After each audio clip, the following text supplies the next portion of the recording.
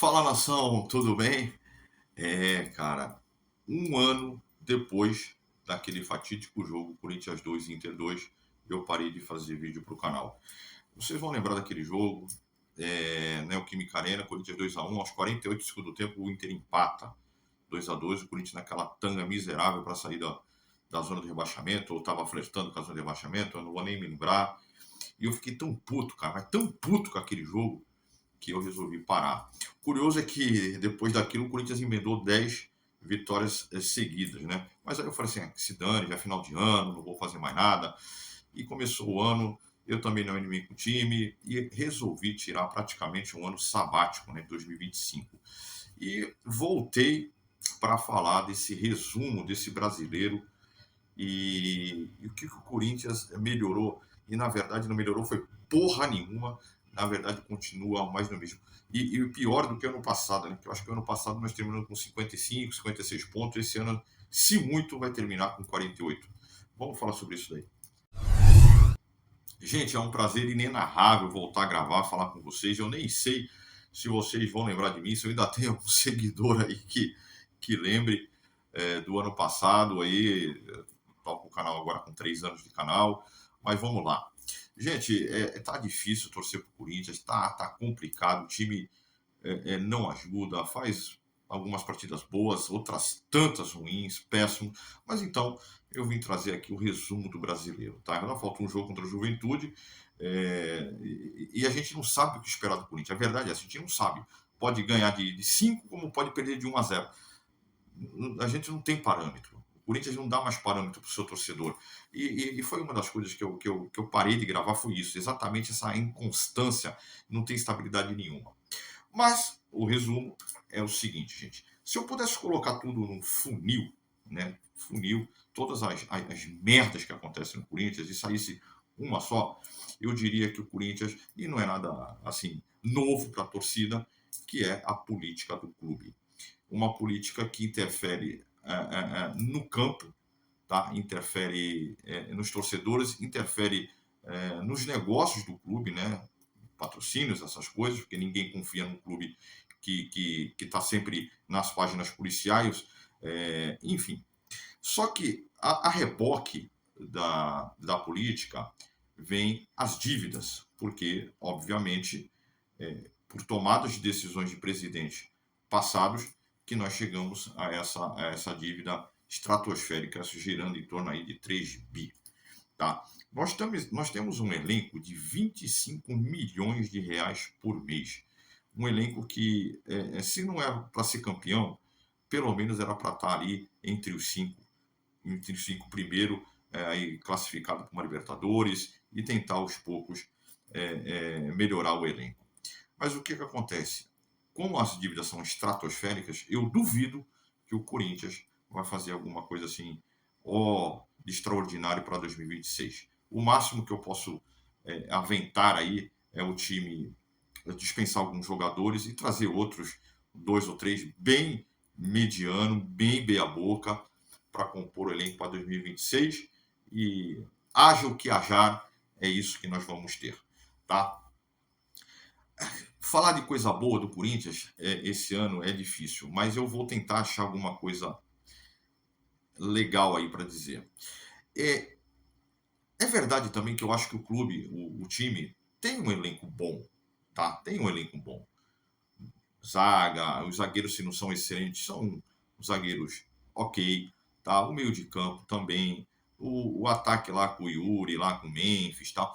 Eu até acho que nós temos, né, um elenco, digamos, competitivo.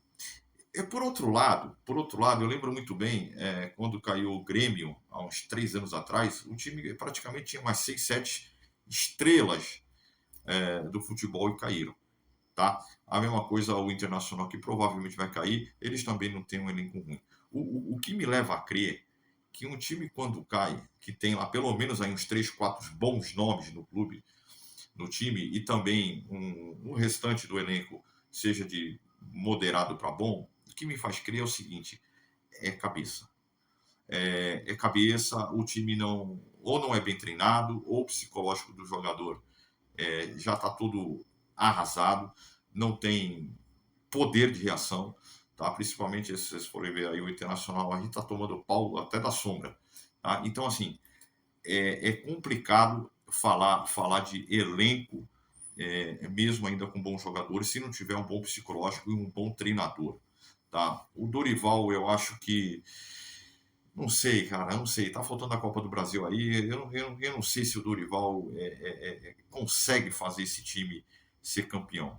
Você veja que as principais peças do time, que nem o Rodrigo Garro, esse ano, para mim, foi bem abaixo do que ele foi o ano passado. Ano passado ele ajudou muito. O Memphis também ajudou muito o ano passado. Esse ano, no começo do ano ainda, fez lá a graça lá contra a porcada lá, na final do Paulistão, mas não foi um cara efetivo. Está sendo efetivo lá na seleção dele, aqui não está sendo, não. Mas é um jogador, obviamente, que é diferenciado, que bem, digamos assim, bem motivado, com um projeto legal. Vocês viram que agora, 2 meses atrás aí, um monte de notícias desfavorável a ele, mudança aí do hotel, e o Corinthians deve o cara, aí muito. Agora você não pode esperar que o cara chega no campo de futebol, chegue no campo de futebol e arrebente e faça sabe, chover no campo, tá? Então nós estamos com um problema sério de dívida, de motivação e de política. Três situações que, para consertar, só o dinheiro resolve isso. Só dinheiro resolve. Eu costumo dizer, as pessoas falam, pô, aquela perguntinha, né? Dinheiro traz felicidade? Então, eu costumo dizer o seguinte, ele pode até não trazer felicidade, cara, mas ele resolve uma porrada de problema. Uma porrada de problema. E eu duvido que, por exemplo, se alguém injetasse lá alguns bi para pagar pelo menos aí 50, 60% dessa dívida do Corinthians, se o Corinthians não ia ter caixa para botar um bom elenco e a cabeça dos caras estava muito mais tranquila para jogar bola, tá? Então, é isso que eu acho do nosso Corinthians de 2025. Na verdade, é um panorama do clube atual. Tá bom, gente? Então, é isso que eu quero trazer para vocês. O clube precisa, sim, de uma injeção de dinheiro, tá? Tem a Safiel, que me parece uma excelente oportunidade para o Corinthians poder aí equalizar, aí, quitar as suas dívidas. Isso vai dar um grande alívio no caixa do clube. Agora, entretanto, todavia, porém, nós precisamos vencer os dinossauros, os monstros do pântano que estão lá na diretoria desde 1910, tá? Lembrando que até 2009, 2010 para cá, que a coisa começou a degringolar, e vocês sabem quem que estava na presidência nessa época, e de lá para cá a coisa só piorou, tá? Então, finalizando, hoje o Corinthians só sai dessa tanga miserável se alguém investir muita bala. É isso que eu tenho para dizer para vocês, e se nada mudar para 2026, não espere outra coisa do que o Corinthians aí fazendo esse papelzinho de meio de tabela, se não for coisa pior. Tá bom, gente? Então é isso que eu teria que falar para vocês. Meu muito obrigado, fiquem com Deus. Tchau.